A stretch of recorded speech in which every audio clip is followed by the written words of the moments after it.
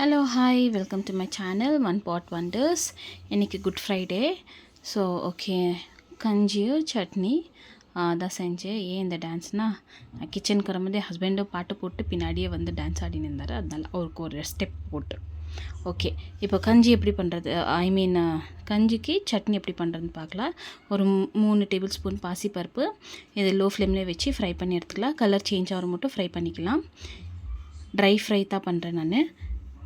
Okay, இப்போது ஆனியனை நல்லா கட் பண்ணிட்டு, அப்புறம் 5 பல்லு பூண்டு, ஒரு பாதி கப்பு கலக்காய் அதில் சேர்த்து, காரத்துக்கு ஏற்ற மாதிரி 3 காஞ்ச மிளகாய், கலருக்கு ஒரு காஞ்ச மிளகாய், கொஞ்சமாக புளி, இது கூட ஃப்ரை பண்ணி வச்ச அந்த பருப்பு, பாசிப்பருப்பு அதில் சேர்த்து, ஒரு 2 துண்டு தேங்காய் அது நல்லா சின்ன சின்னதாக சாப் பண்ணி அதில் சேர்த்துக்கலாம்.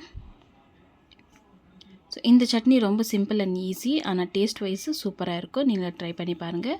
அந்த பாசிப்பருப்பு சூடாக இருக்கிறதுனால ஒரு ஐஸ் க்யூப் நான் போட்டு கொஞ்சமாக சால்ட் போட்டு நல்லா கிரைண்ட் பண்ணி எடுத்துக்கிறேன்.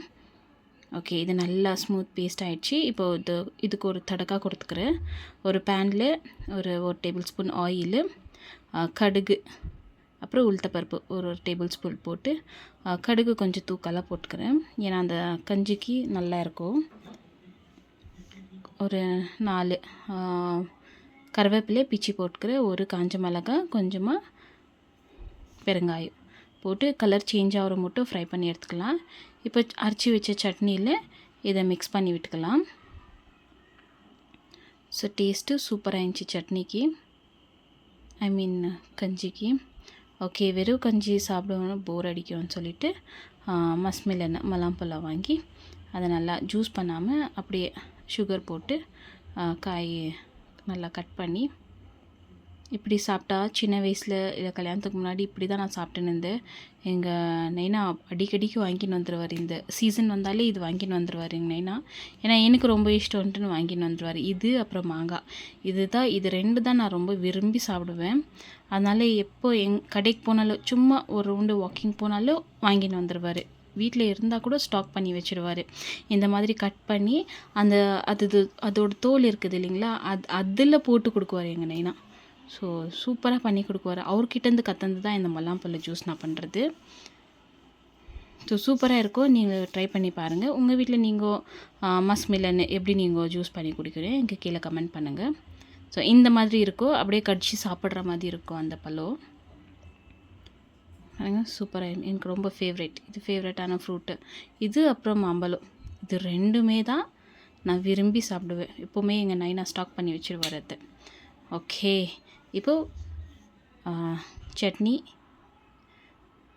அப்புறம் கஞ்சி, இந்த சாதத்தை தான் நான் கஞ்சின்னு சொல்வேன். ஏன்னா குட் ஃப்ரைடேக்கு இப்படி தான் நாங்கள் ப்ரிப்பேர் பண்ணி சட்னி வச்சு சாப்பிடுவோம்.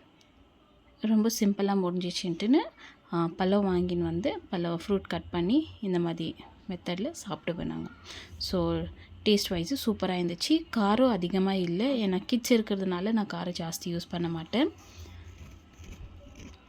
ஸோ குட் ஃப்ரைடே அன்றைக்கி நீங்கள் வீட்டில் என்ன செஞ்சீங்கன்னு கீழே கமெண்ட் பண்ணுங்கள். இந்த வீடியோ பிடிச்சிருந்தா ஒரு லைக் கொடுங்க. டெய்லி என்னோடய வீடியோ பார்த்து சப்போர்ட் பண்ணுறவங்க எல்லாருக்குமே ரொம்ப நன்றி. தேங்க்ஸ். இன்னும் கொஞ்சம் நாளில் நான் 4000 வாட்ச் ஓவர்ஸ் கம்ப்ளீட் பண்ணிவிடுவேன். அது உங்களால தான் எல்லாமே. ஸோ தேங்க்யூ ஸோ மச் என்னோட வீடியோ பார்த்து எனக்கு சப்போர்ட் பண்ணதுக்கு.